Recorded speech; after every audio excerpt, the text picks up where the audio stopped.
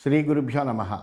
గురుర్బ్రహ్మ గురుర్విష్ణు గురుర్దేవో మహేశ్వర గురు సాక్షాత్ పరం బ్రహ్మ తస్మై శ్రీ గురవే నమ.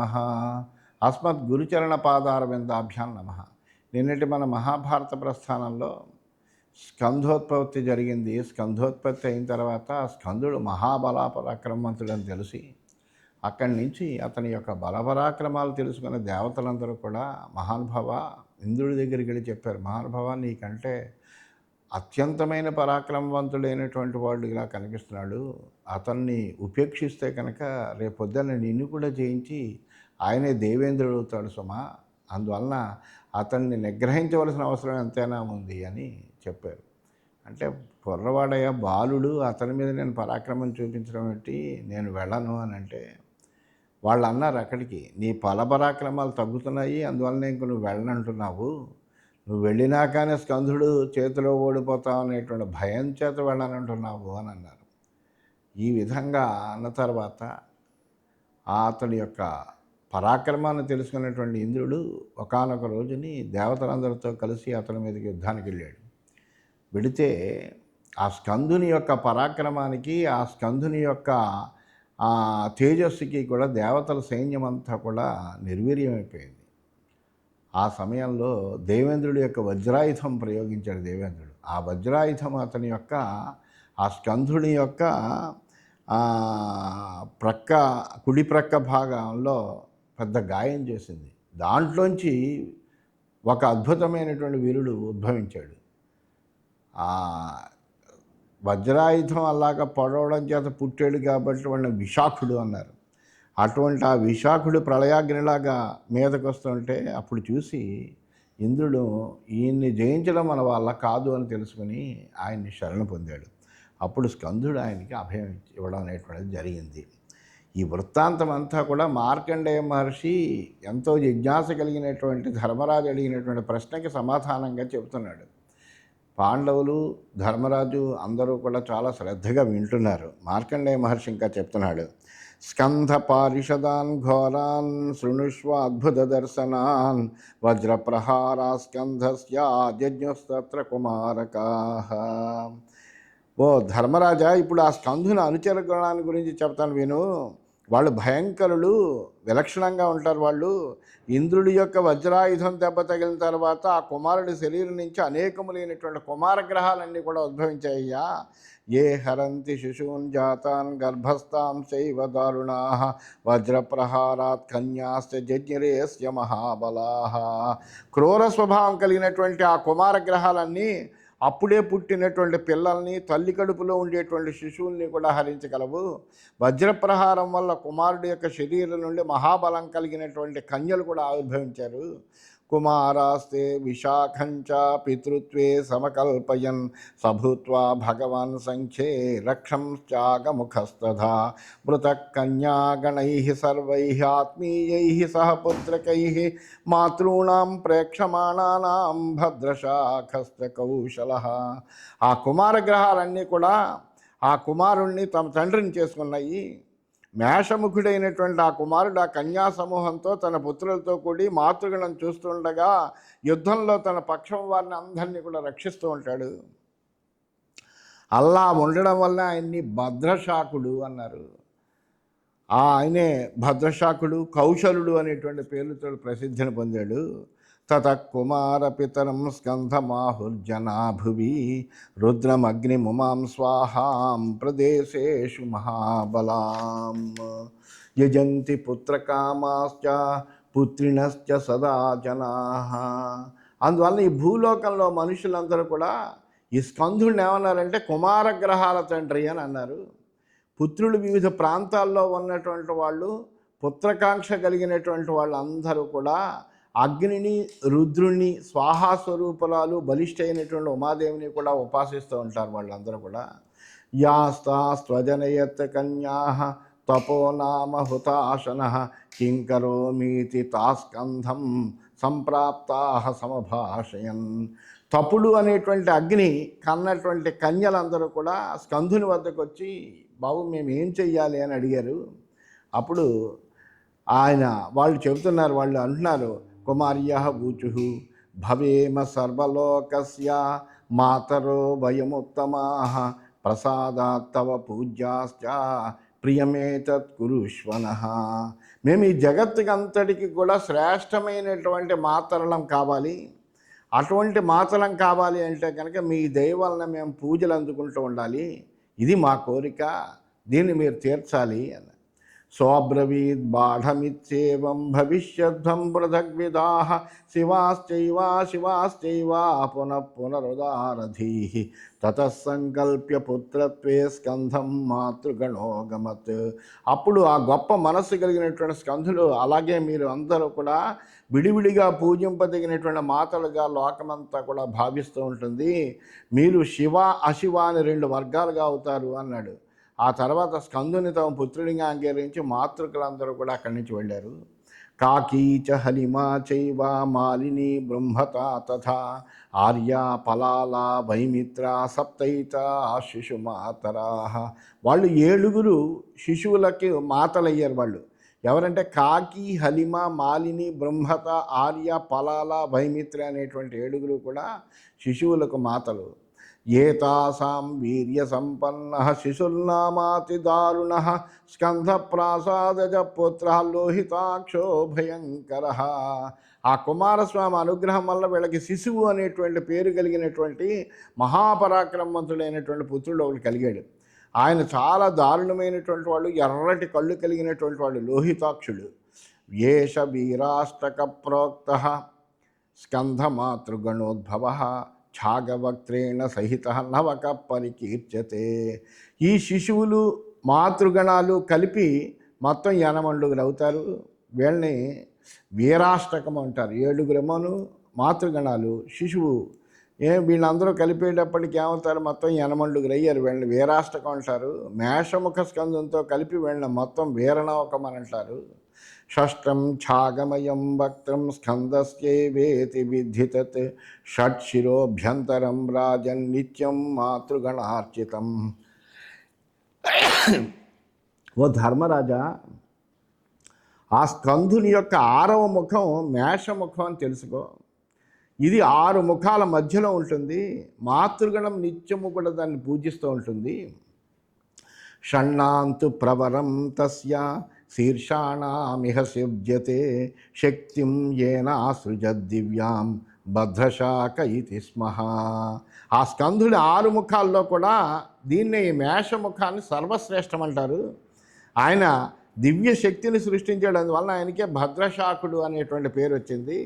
ఇచ్చేతత్ వివిధాకారం వృత్తం శుక్లస్య పంచమీం తత్ర యుద్ధం మహాఘోరం వృత్తం షష్ట్యాం జనాధిప. ఓ మహారాజా, ఈ రీతిగా శుక్లపక్షంలో పంచమీ తిథి నాడు వివిధ ఆకారాలు కలిగినటువంటి అనేక మంది అనుచరుల యొక్క సృష్టి అంతా జరిగింది. షష్ఠి నాడు చాలా భయంకరమైనటువంటి యుద్ధం జరిగింది అని మార్కండేయ మహర్షి ధర్మరాజుకి తెలియజేశాడు. ఇది శ్రీమన్మహాభారతే వనపర్వణి మార్కండేయ సమస్యా పర్వణి ఆంగిరసే కుమారోత్పత్తో 28,200 ఈ విధంగా శ్రీమన్ మహాభారతంలో వనపర్వంలో మార్కండేయ సమస్యా పర్వం అనే ఉపపర్వంలో ఆంగిరసోపాఖ్యానం అనిలో కుమారజననం అనే 228వ అధ్యాయం పూర్తయింది. మనం 229వ అధ్యాయంలోకి ప్రవేశించాం. మార్కండేయుడు చెబుతున్నాడు ధర్మరాజుతోటి, పాండవులతోటి, ఉపవిష్టం తు తం స్కంధం హిరణ్య కవచస్రజం హిరణ్యచూడముకుటం హిరణ్యాక్షం మహాప్రభుం.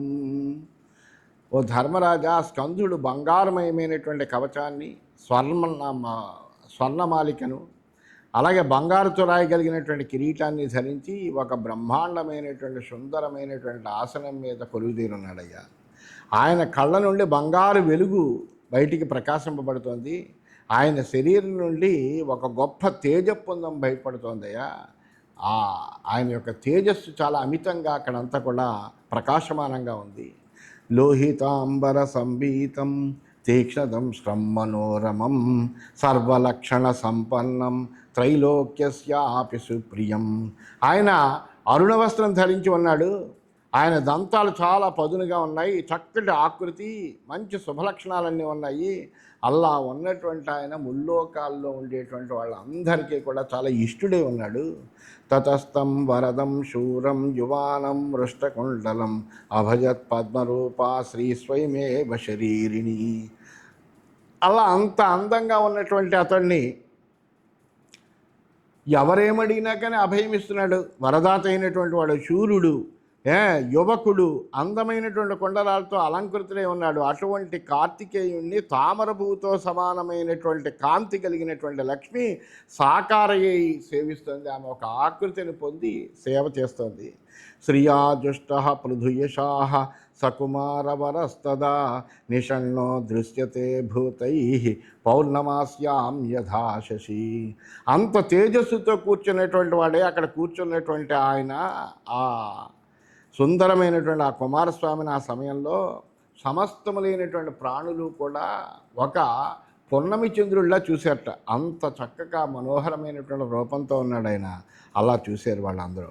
అపూజయన్ మహాత్మాన బ్రాహ్మణాస్తం మహాబలం ఇదమాహుస్తదా చైవ స్కంధం తత్ర మహర్షయ. ఆ మహాత్ములైనటువంటి బ్రాహ్మణులందరూ కూడా బలిష్ఠుడైనటువంటి ఆ కుమారస్వామిని వివిధ రకాలుగా పూజలు చేశారు. మహర్షులంతా అక్కడికి వచ్చారు. ఆయన్ని చూసి ఆశ్చర్యపోయారు. అద్భుతమైనటువంటి ఆ స్వరూపాన్ని చూసి అధికమైనటువంటి ఆనందం కలిగినటువంటి వాళ్ళై ఆయన్ని స్తుతించారు. హిరణ్యగర్భభద్రం తే లోకానాం శంకరో భవ త్వయా షడ్రాత్ర జాతేన సర్వలోకావశీకృత. ఆ మహర్షులందరూ కూడా ఇలా స్తుతించారట. ఓ హిరణ్యగర్భ, నీకు మేలు కలుగుతుందయ్యా, లోకాలకి సుఖం కలిగించు. 6 రోజులకు ముందర పుట్టినటువంటి నువ్వు లోకాలన్నింటినీ వశం చేసుకున్నావు. ఎందుకంటే పాడ్యమి నాడు ప్రారంభమైంది నేను జన్మం, షష్ఠి వచ్చింది ఇప్పటికి.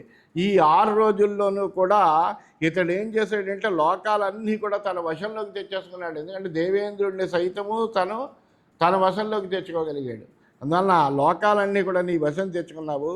అభయంచ పునర్దత్తం త్వయైవేషాం సురోత్తమ తస్మాదింద్రో భవానస్తు త్రైలోక్యస్యాభయంకర.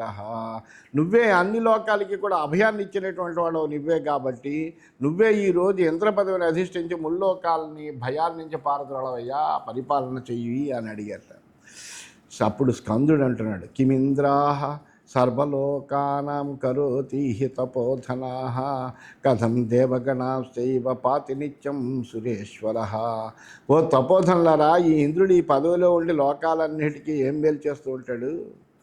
ఆ దేవాధిపతి నిత్యము దేవ సమూహాన్ని ఎలా రక్షిస్తూ ఉంటాడు అని అడిగితే అప్పుడు ఋషులు చెప్తున్నారు, ఇంద్రో దధాతి భూతానాం బలం తేజ ప్రజాసుఖం తుష్ట ప్రయచ్చతి తథా సర్వాన్ కామాన్ సురేశ్వర. దేవేంద్రుడు సంతోషిస్తేనే సమస్త ప్రాణులకు బలాన్ని, తేజస్సును, సంతతిని, సుఖాన్ని ఇస్తాడయ్యా. ఆయన ముందర సంతృప్తి చెందాలి. అందువలన ఆయనకి సంతోషం కలిగిస్తే కనుక తప్పనిసరిగా అందరికీ కావలసినవన్నీ తీరుస్తాడు, వాళ్ళ కోరికలన్నీ కూడా తీరుస్తాడు. దుర్వృత్తానాం సంహరతి వ్రతస్థానాం ప్రయచ్చతి అనుశాస్తి చ భూతాని కార్యేషు బలసూదన. దుష్టులందరినీ సంహరిస్తాడయ్యా. మంచి నియమాలు పాటించి చక్కగా ఆచారంతో ఎవరైతే మెలుగుతూ ఉంటారో అలా జీవించేటువంటి వాళ్ళందరికీ కూడా బతుకు తెరుగుని చూపిస్తాడు. బలాసురుణ్ణి సంహరించినటువంటి ఆయన ప్రాణులన్నిటికీ అవసరమైనటువంటి పనుల్ని ఆచరించమని ఆదేశిస్తాడయ్యా. అసూర్యే చ భవేత్ సూర్య తథా చంద్రే చ చంద్రమా భవచ్చగ్నిశ్చ వాయుశ్చ పృథివ్యాపశ్చ కారణై. సూర్యుడు లేకపోతే ఆయనే సూర్యుడు అవుతాడు, చంద్రుడు లేకపోతే ఆయనే చంద్రుడు అవుతాడు. అవసరాన్ని తెలుసుకుని అగ్నిగా మారతాడు, వాయువుగా మారతాడు, భూమిగా మారతాడు, జలంగా మారతాడు. ఏ స్వరూపం కావాలంటే ఆ స్వరూపంగా మారతాడు. అటువంటి వాడయ్యా ఇంద్రుడంటే.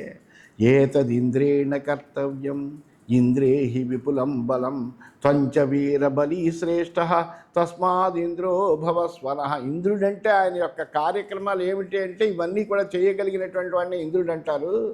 అందువలన ఇవన్నీ ఇంద్రుడు చేయవలసినటువంటి పనులయ్యా ఇవి.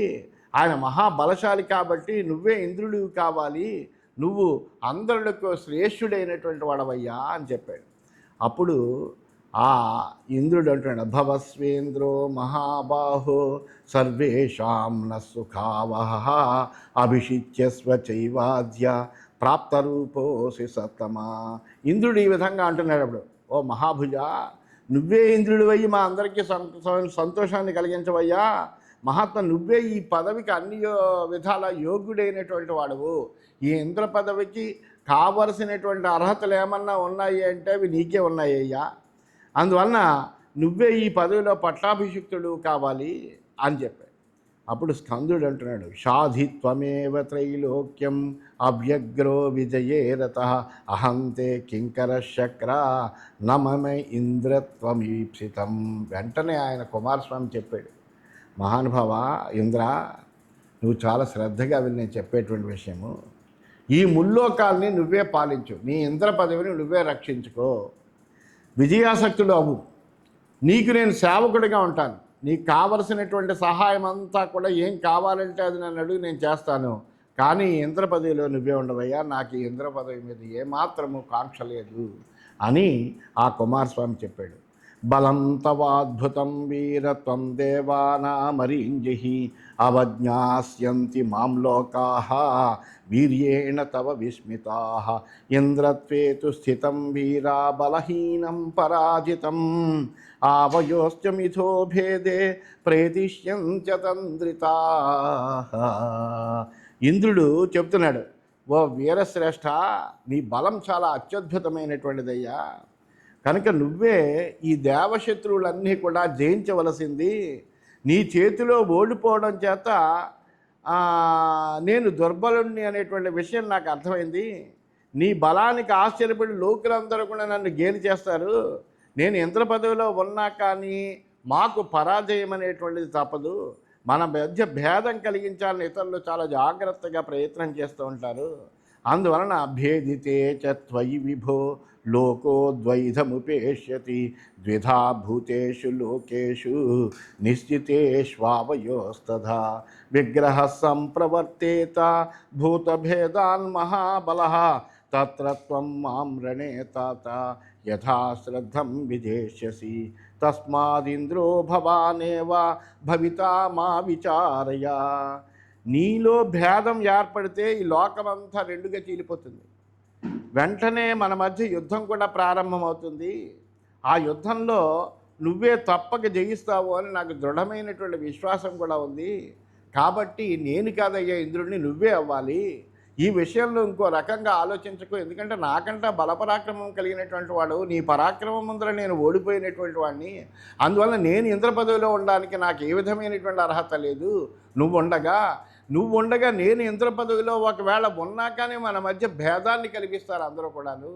అందువల్ల ఇది ఎంత మాత్రము ఉచితమైనది కాదు. అందువల్ల నువ్వే ఇంద్రుడిగా ఉండవలసిందే అని ఆ ఇంద్రుడే ఆ కుమారస్వామిని ప్రార్థించేట. అప్పుడు ఆయన ఈ విధంగా అంటున్నాడు, త్వమేవ రాజా భద్రంతే త్రైలోక్యస్య మమైవ చ కరోమి కించ తే శక్ర శాసనం తద్బ్రవీమి మే. ఈ ముల్లోకాలకు నాకు కూడా నువ్వే రాజువయ్యా, అందులో ఏమీ సందేహం లేదు. నీకు మేలు కలుగుతుంది, నేను నీ ప్రక్కనే ఉంటాను, నీకే విధమైనటువంటి భయం అక్కర్లేదు. నీకేం కావాలంటే అది నన్ను అడుగు, నేను ఆ పని చేస్తూ ఉంటాను. అందువల్ల నేను ఏం చెయ్యాలో నువ్వు చెప్పు, నువ్వే ఇంద్రుడిగా ఉండవయ్యా అని ఆ స్కందుడు ఇంద్రుడితో చెప్పేట. అప్పుడు ఇంద్రుడు అంటున్నాడు, అహమింద్రో భవిష్యామి తవ వాక్యాన్ మహాబల యది సత్యమిదం వాక్యం నిశ్చయాద్భూషితం త్వయా యది వా శాసనం స్కంధ కర్తుమిచ్చసి మే శృణు అభిషిచ్యస్వ దేవానాం సైనాపత్యే మహాబల. అలా అయితే ఓ మహాపురుష, నువ్వు చెప్పినటువంటి మాటను నేను వింటాను. ఎందుకంటే నీ మాటే కనుక తప్పకుండా నిజమైనప్పుడు నేను ఇంద్ర పదవిలో నిలుస్తాను. ఎందుకంటే నువ్వు నాకు సహాయంగా ఉంటానంటే ఇంకా నాకు బెంగేమన్నది. యథార్థంగా నువ్వు నా ఆజ్ఞను పాటించాలి అనుకునేటట్లయితే కనుక నేను చెప్పేటువంటి మాట కూడా నువ్వు విను. ఈ దేవతలందరికీ కూడా సేనాపతిగా నువ్వు పట్టాభిషిక్తుడు కావాలి. అదే నా యొక్క ఉద్దేశము, నా యొక్క ఆ మాట.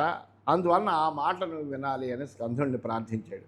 అప్పుడు స్కందుడు చెబుతున్నాడు, దానవానాం వినాశాయ దేవానాం అర్థసిద్ధయే గోబ్రాహ్మణ హితార్థాయ సైనాపత్యే అభిషించమాం.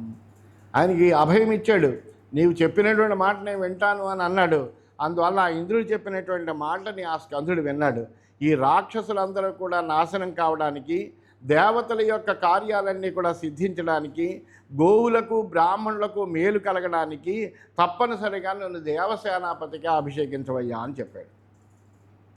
సోభిషిక్తో మఘవత సర్వై దేవగణై సహా అతీవ శుశుభే తత్ర పూజ్యమానో మహర్షిభిః తత్ర తత్కాంచనం ఛత్రం ధ్రియమాణం వ్యరోచత యథైవ సుసమిద్ధస్య పావకస్యాత్మమండలం. ఆ మార్కండేయ మహర్షి చెబుతున్నాడు. ఆ తర్వాత సమస్త దేవతలతోటి కూడి ఇంద్రుడు కుమారస్వామిని దేవతలకి సేనాపతిగా అభిషేకం చేశాడు. అప్పుడు అక్కడ ఉండేటువంటి మహర్షులందరూ కూడా ఆయన పూజించారట. అటువంటి ఆ మహర్షులు చేసినటువంటి పూజలన్నీ అందుకున్నాడు కుమారస్వామి. మిక్కిలి మంగళకరుడయ్యాడు. ఆయనకి పైన పట్టినటువంటి ఆ స్వర్ణమయమైనటువంటి ఛత్రం ఎలా ఉందయ్యా అంటే అగ్నిమండలంలాగా ప్రకాశిస్తుందట. ఈ విధంగా దేవతల యొక్క సేనాపతి అయ్యాడు కుమారస్వామి అని తెలియజేస్తూ స్వస్తి.